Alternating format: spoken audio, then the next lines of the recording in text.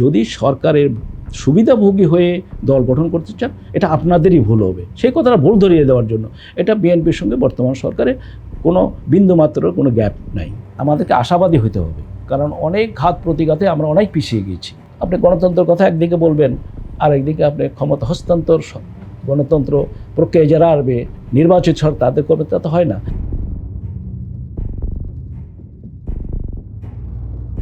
প্রত্যেকেই কিন্তু তার মাতৃভূমিকে ভালোবাসেন। আমি আমার মাতৃভূমিকে প্রথমত ভালোবাসি, এই দেশকে আমি ভালোবাসি।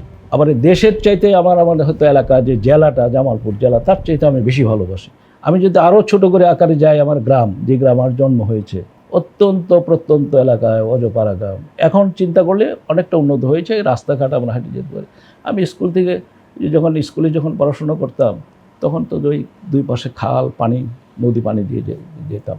তো সেটাও, সেই স্মৃতি এখনও রোমন্থন করি, তখন ভালো লাগে যে এত কষ্ট করে করেছি, তার মধ্যে একটা মজা আছে যে কত কষ্ট করে নদীর সাথে স্কুলে গেছি। এই কষ্ট করার ফলে আমার জীবনে হয়তো বড় হওয়ার যে আগ্রহ ছিল, আমার আরও কষ্ট করতে হবে, আরও কষ্ট করতে হবে, কষ্ট বড় হতে হবে, সেই জন্য আমি কখনো পিছিয়ে যাইনি। সুতরাং ওই যে ওই কষ্টটা মনে হয় আমাকে আর একটু এগিয়ে দিয়েছে।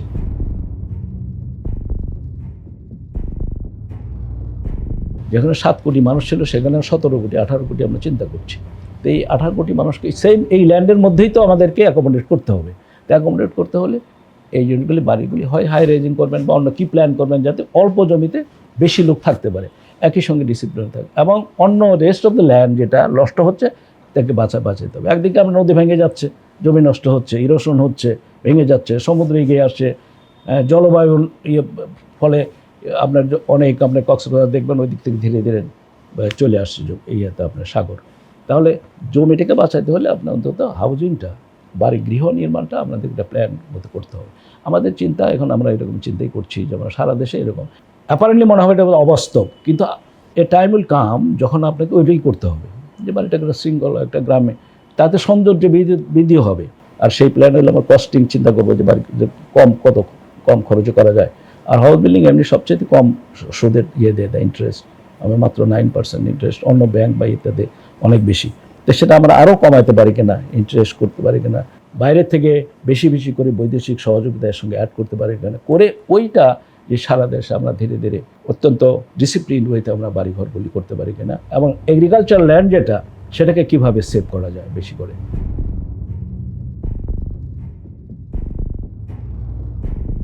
কবি বা সাহিত্যিক, আর বিশেষ করে বাংলাদেশের প্রেক্ষিতে বাংলাদেশের যে প্রকৃতি, যে নেচার, যেটা, সেই নেচারে কিন্তু সবাই কবিসত্তা, আপনার মধ্যে কবিসত্তা আছে, আমার মধ্যে, সবার মধ্যে, কিন্তু কবিসত্তাটা কি ডরমেন্ট, এবং কবিসত্তাটা প্রকাশ হয় তখন যখন আপনাকে ওভারফ্লো অফ ফিলিংস, যখন আপনার অন্তরের কোনো, এটা হয়তো দুঃখ বেদনা হইতে পারে, আনন্দ অনুভূতি হইতে পারে, বা প্রকৃতি আপনার উপর যখন বেশি ভর করে এরকম হইতে পারে, সেটা আপনাকে যখন ওভারফ্লো হয়, যেন উপচে যায়, তখন একটা কবিসত্তাটা বেরিয়ে আসে। তো আমার ওই ছোটোবেলা থেকে কিছু কিছু কবিতা বা ছড়া লিখতাম, কিন্তু সেগুলি তো আর প্রকাশ কোনোদিন পাই নাই। এমনকি যখন চাকরি জীবনেও এটা বের করিনি, এই জন্য যে এটা বের করা, ছাপানো দেয় কীভাবে, সেটাও করতাম না।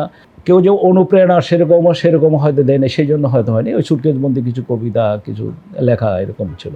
তারপর কালক্রমে যখন আমি ধরেন মধ্য বয়সে আমি চাকরিতে এসি, বন্ধুবান্ধবদের যখন 2-1টা কবিতা শোনাতাম, ওদের অনুপ্রেরণায় তখন আমি ওই ধরেন শেষের দিকে বেশ কিছু কাব্যগ্রন্থ, 7-8টা কাব্যগ্রন্থ, কিছু হলো প্রেমের কবিতা, বলতে মানবিক প্রেম শুধু নয়, এটা হলো প্রকৃতির প্রেম, আল্লাহর প্রেম, আরও 7-8টা বই করেছিলাম, এবং কবিতা সমগ্রও করেছি। তো সেগুলি আর প্রচার ওইরকম হয়নি, যে আমি যা রেখেছি, যার ফলে এখন যেটা লেটেস্ট যে 2টো কবিতার বই বললেন, সেখানেও ধরেন বাংলা কবিতা, এই বইটা এখানে আছে, যেহেতু আপনার এই পরশুদিনই এটাকে মোড়ক উন্মোচন হয়েছে। এটা হলো বিহঙ্গ কথা। তো সেখানেও শুধু প্রেমের কথাই আছে, কিন্তু সেই প্রেম, প্রকৃতির প্রেম, মানবিক প্রেম, আল্লাহর প্রেম, এখানে সব ধরনের কবিতাই আছে।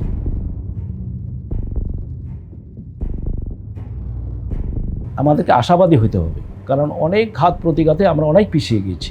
এমন আশাবাদী এই জন্য, বিএনপির মতো একটা দল, সেই দলে যারা লিডারশিপ আছেন, আপনি চিন্তা করে দেখেন অন্য দলের তুলনায় এখানে প্রত্যেক কোয়ালিটি লিডারশিপ এখানে আছে, ভালো মন্দ মিলে আছে, কিন্তু কোয়ালিটি লিডারশিপ আছে, এবং এই দলটাকে যেভাবে ঐক্যবদ্ধ করেছে তাদের নেতৃত্বের জন্য রয়েছে। সেই জন্য আগামী দিনের যে পলিটিক্সের কথা বলেছেন, এটাকে অবশ্যই ফেয়ার, আদর্শভিত্তিক রাজনীতি হতে হবে। এবং বিএনপি যারা মহাসচিব তারেক রহমান উনিকে বারবার বলছেন যে অতীতে যা ভুল ভ্রান্তি হয়েছে এখন সেটা করা যাবে না।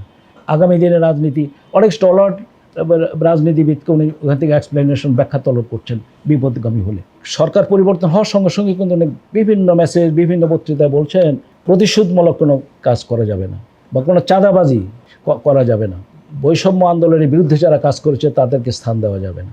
যারা আওয়ামী আদর্শের বিপদগামী হয়েছে আওয়ামী লীগের সে ধরে দেন সেখানেও যে ভালো নেতা ছিল না তা না, তো সবাই যখন নেতৃত্ব যখন আপনার বিপদগামী হয় তখন সবাই বিপদগামী হয়েছে। হাজার হাজার কোটি টাকা লুটপাট করে নিয়েছে। এখন আপনাকে বাদ দিবেন কাকে? সবাই দেখেন তো সেই লোকদের যেন আবার প্রশ্রয় না পায়, সেই ধরনের কোনো কর্মকাণ্ড যেন বিএনপিতে না ঘটে। কেউ যদি সামান্য বিপদগামী হতে যাচ্ছে তাহলে তাকে দল থেকে বহিষ্কার করা হচ্ছে।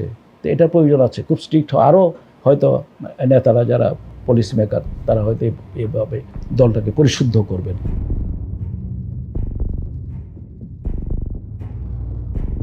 বিএনপি বর্তমানে বিরোধী দলের ভূমিকা মনে হচ্ছে অনেক জায়গায় হয়তো বা বেশি করছে, কিন্তু গণতান্ত্রিক প্রক্রিয়া এটার তো প্রয়োজন আছে। আপনি গণতন্ত্রের কথা একদিকে বলবেন আর একদিকে আপনি ক্ষমতা হস্তান্তর গণতন্ত্র প্রক্রিয়ায় যারা আসবে নির্বাচিত সরকার তাদের করবে, তা তো হয় না। যে লোকটা ট্যাক্স দিচ্ছে উনি তো হলো মালিক, তো ওনাকে তো 15 বছর আপনি তো কোনো এটা এক্সারসাইজ করতে দেন নাই, আপনার তাকে তো ভোট দেওয়ার অধিকারই দেন নাই। তো এই অধিকারটাও তো দিতে হবে। এটা অ্যাজ সুন অ্যাজ পসিবল। যত দেরি হবে তখন মানুষের মনে একটা সন্দেহ হয় যে কেন এটা কিছুই না, ওনার মনে হয়তো প্রফেসর ইউনূসের মধ্যে এরকম কিছু আছে বলে মনেও হয় না। উনি স্বচ্ছ সৎ উনি কাজ করছেন, কিন্তু যখনই ওই বেশি বিলম্ব হবে তখন মানুষের একটা ভুল ধারণা হবে। সেই ভুল ধারণাটাকে দূর করে দেওয়ার জন্য বিএনপি বারবার বলছেন আপনি নির্বাচনটা দিয়ে দেন যত।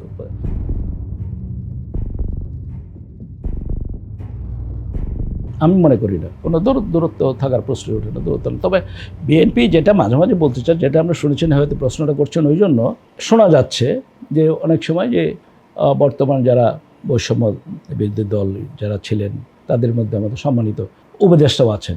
এখন তারা হয়তোবা যে দলটা গঠিত হচ্ছে বাইরে একটা দলের তো গুঞ্জন বা একটা সৃষ্টি করা হচ্ছে, আপনার দল গঠন করার নিয়ম পদ্ধতির মধ্যে করার কোনো বাধা নেই, আমাদের কনস্টিটিউশনে বাধা নেই, বর্তমান সরকারও বাধা দেয় না। বিএনপি কখনো এটা বলে না যে কোনো দল গঠন করা যাবে না।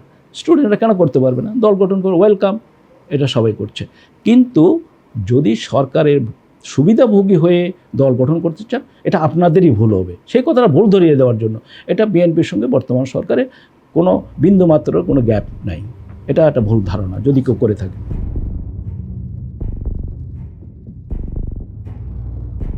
নির্বাচন সেটাও আমাকে ম্যাডাম তো যখন এনেছেন তখন তো নির্বাচন রাজনীতি করা মানে যে নির্বাচন সেটা না, কিন্তু নির্বাচনটা হলো one of the most important vital.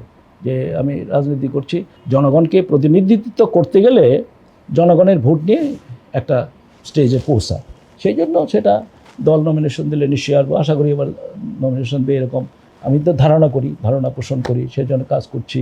গ্রামে সবসময় যাই, মানে মানুষের কাজ করার জন্য। এমন না যে আমাকে নমিনেশন পাওয়ার জন্য শুধু যেতে হবে, এমন না। তো নমিনেশনটা এটা অ্যাবসলিউটলি নির্ধারক যারা আছে তারা দেবেন। আমি বিশ্বাস করি এখন এর নেতৃত্ব প্রয়োজন হবে দক্ষ সৎ যোগ্য নেতৃত্ব। এটা এই বিএনপি ভুল করবে বলে আমার মনে হয় না। আমি কি সৎ কিনা, আমি কি দক্ষ কিনা, আমি কি পার্লামেন্টে যে আইন প্রণয়নের কথা বলতে পারবো কিনা, নাকি নাচ গানের আসর ওই যে আগে যেটা করেছে আগে সরকারে অনেকে যে নাচ গান করেছে সেরকম সংসদ চান, নাকি একটা ভাইব্রেন্ট বলে যেটাকে, যেখানে উদ্গীরণ হবে, যেখানে মানুষের কথা টক বই কথা বলবো, অন্যান্য পৃথিবীর বিষয় যেখানে কথা বলার মতো লোক থাকবে। আইনটাকে বুঝতে হবে, যে আইনটাকে আপনি প্রণয়ন করবেন সেই আইনটাকে আপনাকে করতে হবে যে কী আইন আমি প্রণয়ন করছি। মানুষের জন্য আইন, মানুষের মঙ্গলের জন্য আইন, মানুষকে রিপ্রেশন করার জন্য নয়, অত্যাচার করার জন্য ওই আইন যেন না হয়। আমাকে যদি বিএনপি মনে করে যে না he is right man, nomination well, I will accept, এবং আমি একলা যাবো, আমি মানুষের জন্য কাজ করবো, আমি আজীবন যতদিন বেঁচে আছি এবং মানুষের জন্য কাজ করবো, দ্যাটস ফাইন। এটা আর এর চাইতে বেশি কিছু। নমিনেশন না দিলে সেলেও কিচ্ছু নাই, করার নেই।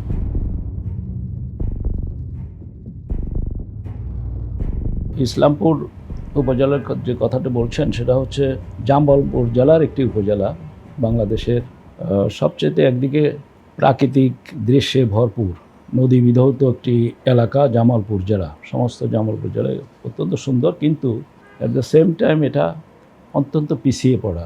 কিছুদিন আগে একটা সমীক্ষায় আমি দেখলাম যে জামালপুর জেলা এই শিক্ষার হারে সবচেয়ে পিছিয়ে আছে, কয়েকটি জেলা পিছিয়ে আছে তার মধ্যে।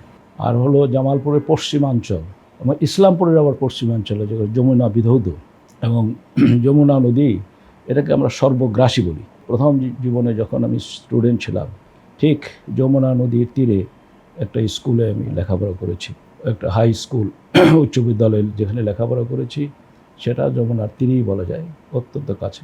তখন আমরা একটু গর্ব করতাম, যমুনার তীরে খুব সুন্দর স্রোতস্বিনী নদী, সেখানে নৌকা বাইচ হইতো, জেলেরা মাছ ধরতো।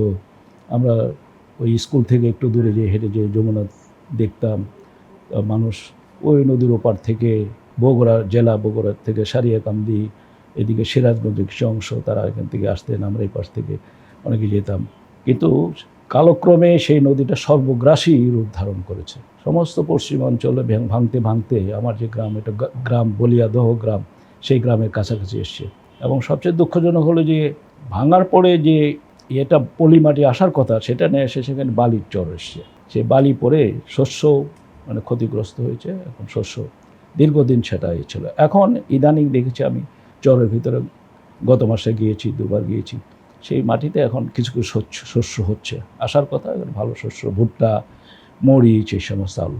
তো এগুলি দেখে এখন একটা আশার হচ্ছে। কিন্তু আমাদের অনেক করণীয় আছে। জীবনের কথা যেটা বললেন, সে ছোটোবেলায় স্বপ্নে দেখতাম যে এখানে একদিন আমাদের এই ভাঙা স্কুলে যে লেখাপড়া করছি সেখান থেকে একটা বড় স্কুল হবে, বড় বিদ্যালয় হবে, বিশ্ববিদ্যালয় হবে, মানুষ এখানে লেখাপড়া করবে, আমরা সবাই একটা উন্নত এলাকা হিসাবে আমরা চিন্তা করেছিলাম। সেই চিন্তাটা এখন আমাদের পূর্ণ হয়নি।